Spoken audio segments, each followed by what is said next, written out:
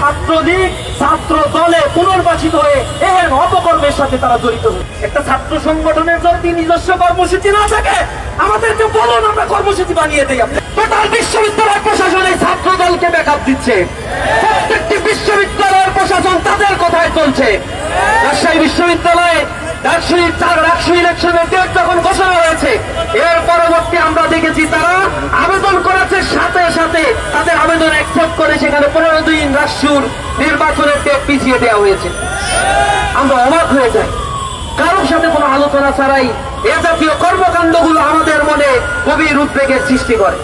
আপনারা দেখেছেন ঢাকা বিশ্ববিদ্যালয়ে ইসলামী ছাত্র শিবিরকে ঠেকানোর জন্য কামরান এবং ছাত্রদল সহবদ্ধ একটা জোট হয়ে গিয়েছে। তারা বিশ্ববিদ্যালয়ের ভিসি প্রশাসন যখন আমাদের ডাকে 20টা ছাত্র সংগঠন একসাথে 3 ঘন্টা মিটিং করলে 2.5 ঘন্টা 3 ঘন্টা শুধু ছাত্র শিবিরকে নিয়ে বক্তব্য রাখে। তারা ক্যাম্পাস কিভাবে ছাত্র সংগঠন পরিচালিত হবে, ক্যাম্পাসে ছাত্র রাজনীতি কিভাবে পরিচালিত হবে সেই কথাবার্তার কোনো নামগন্ধ নাই। সারাক্ষণ বুলিং, ট্যাগিং, হ্যারাসমেন্ট আর আদারিং এর সেই কুচক্রী রাজনীতি, সেই ফ্যাসিবাদের রাজনীতি পুনরুদ্ধারের জন্য এই একটি কুচক্রী ভবন তারা উঠে পড়ে লেগেছে। হঠাৎ করে আমরা আবার দেখলাম ঢাকা বিশ্ববিদ্যালয়ের ছাত্র সংসদের ইসলামী ছাত্র শিবিরের জিএস প্রার্থী, তার প্রার্থীরা বৈধতা নিয়ে রিট করা হয়েছে। রিট করা হলো একটা ইস্যু নিয়ে, আর রিট করার সেখানে আদেশ দেওয়া হলো ডাকসু ইলেকশনকে পিছিয়ে দিতে হবে। কি কারণে, কার ইশারায় এই কাজটা করা হয়েছে? আমরা মনে করছি লন্ডনের ইশারায় এই জাতীয় কার্যক্রম পরিচালিত। যেহেতু ঢাকা বিশ্ববিদ্যালয়ে এই ইলেকশন হওয়ার পেছনে নানা ধরনের ষড়যন্ত্র করে যখন তারা দেখছে আর হয় না, তখন তারা অন্য রকমের একটি চক্রান্তে মেতে উঠেছে। চেম্বার জজ যখন এটাকে স্থগিত করেছে, তারা ক্যাম্পাসে আন্দোলন করছে। আন্দোলন করে তাদের বক্তব্য হচ্ছে প্রশাসন আইনজীবী হিসেবে কাকে নিয়োগ দিল, অথচ সেই আইনজীবী কিন্তু হঠাৎ করে যে সংকট তৈরি হয়েছে 1/2 ঘন্টার মধ্যে সেই সংকটের সমাধান করে দিয়েছে। তাদের আক্ষেপ হলো কেন এটা সমাধান করা হয়েছে, এজন্য তারা খুব আক্ষেপ করছে, মুখ শুকিয়ে গেছে। তাদের চক্রান্ত যে বাস্তবায়ন হয় নাই, এজন্য হাতে ঘা লেগেছে, কষ্ট পেয়েছে তারা। আমরা দীপ্তবানকে বলে দিতে চাই, ডাকসু ইলেকশন সাধারণ ছাত্রদের বাস্তবতার বিষয়। এখানে সুনির্দিষ্ট কোন গোষ্ঠীর পারপাস সাফ করার জন্য ডাকসু, রাকসু, চাকসু পঞ্চালের চক্রান্ত কেউ যদি করে, ছাত্র সমাজ তা প্রতিরোধ করবে ইনশাআল্লাহ। ছাত্রীদের শ্রেয়তাহানি করা হচ্ছে, ব্যবস্থা করা হচ্ছে। আমরা অবাক হয়ে যাই। এই যে ছাত্রী ঢাকা বিশ্ববিদ্যালয় এতদিন বলতো ঢাকা বিশ্ববিদ্যালয়ে ছাত্র শিবির ছাত্রীদের প্রমোট করে না, যখন ডাকসু ইলেকশনে প্যানেল দিল তাদের ছবিগুলোকে বিকৃত করলো। তার এরপর ইসলামী ছাত্র শিবির কোনো প্রতিক্রিয়া জানায় নাই, শুধু লিখিত অভিযোগ দায়ের করে।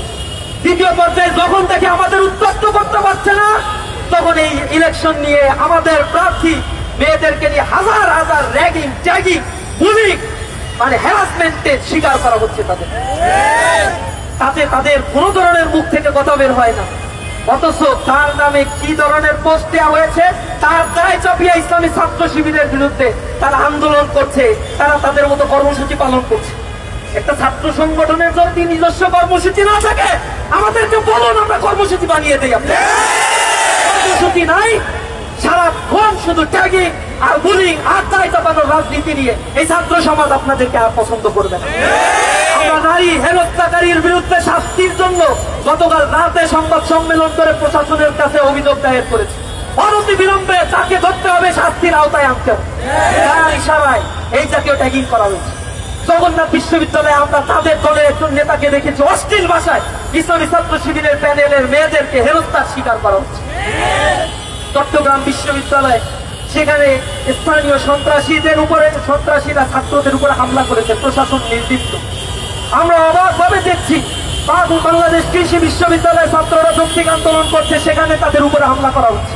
ক্যাম্পাসগুলো জুলাই পরবর্তী এখনো পর্যন্ত নিশ্চিত ছাত্রদের নিরাপত্তা নিশ্চিত করতে ব্যর্থ হয়েছে। আমরা লজ্জিত।